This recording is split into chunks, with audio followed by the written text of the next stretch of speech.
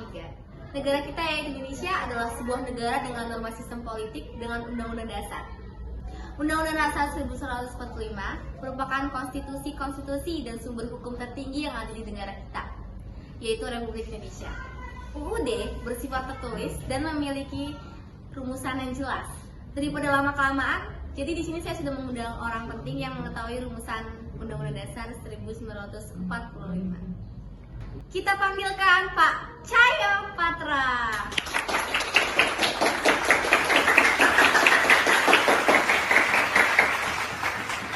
Ya, assalamualaikum Bapak. Ya. Bagaimana kabarnya? Ya, alhamdulillah saya baik. Kan dalam sejarah kita Undang-Undang Dasar 1945 Ya, betul. dirancang pada 29 Mei 1945. Menurut informasi yang Anda tahu, bagaimana rancangan tersebut dibuat? Menurut informasi yang saya dapatkan, Undang-Undang Dasar 1945 dirumuskan pada 1 Juni 1945 bertepatan dengan kelahiran Dasar Negara Pancasila dalam sidang BPUPKI. Baiklah pemirsa, untuk lebih mengetahui siapa saja tokoh yang ada di dalam rumusan Undang-Undang Dasar 1945, mari kita undang saja dua orang wanita yaitu Lastini dan Imas.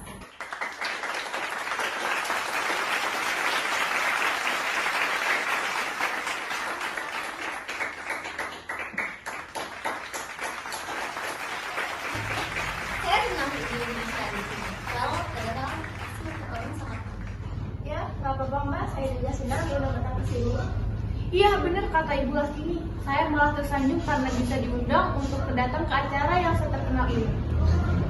Oke, kita langsung ke intinya. Kan banyak ya Bu, tokoh-tokoh terkenal pada zaman dulu yang pastinya menjadi salah satu tokoh dalam rumusan Undang-Undang Dasar 1945. Tahu nggak sih Bu siapa?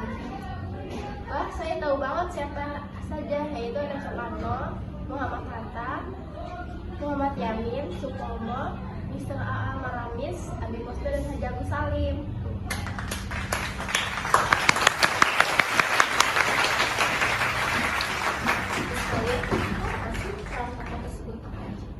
Yang pertama ada Soekarno, yaitu sebagai pencetus konsep mengenai Pancasila sebagai dasar negara Indonesia, Muhatta sebagai perumus dasar negara atau Panitia 9 yang berhasil merumuskan Piagam Jakarta, Muhyamin yang menyampaikan usul dasar negara di hadapan sidang pleno. Supomo dipercayai sebagai panitia kecil yang bertugas merancang undang-undang dasar. Mr. Maramis sebagai anggota penyelidik dan perumus dasar negara yang berhasil merumuskan Piagam Jakarta. Abi Kusno sebagai anggota panitia 9 yang merancang Undang-Undang Dasar 1945 dan Piagam Jakarta. Agus Salim sebagai salah satu perumus Undang-Undang Dasar 1945.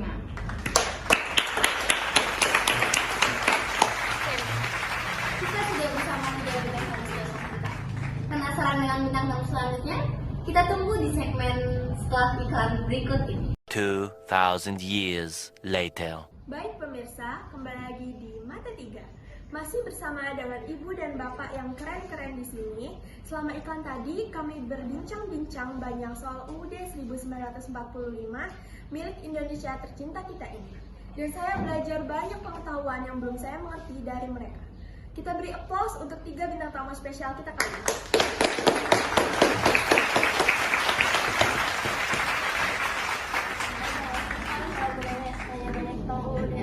Tahu yang lain kami. Aduh, ramah-ramah sekali bintang tamu kita hari ini ya. Saya jadi meleleh. Terima kasih loh Bu, Pak, Anwar. Oke semua, agar kita tidak memakan banyak waktu, langsung saja kita panggilkan satu bintang tamu kita yang paling kita tunggu-tunggu. Ya, tapi ditunggu cuma satu segmen sih. Baik, mari kita sambut Pak Sukiman. Menurut Nengnya aja gimana? Mari Pak, silakan duduk.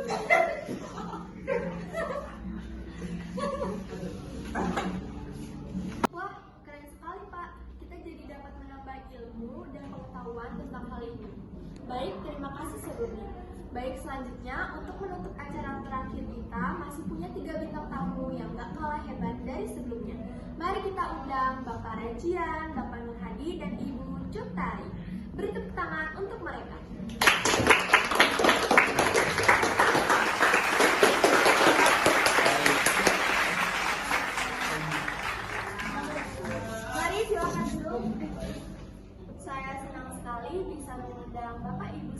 kandidat yang hebat-hebat ini. Saya juga senang bisa datang ke acara ini.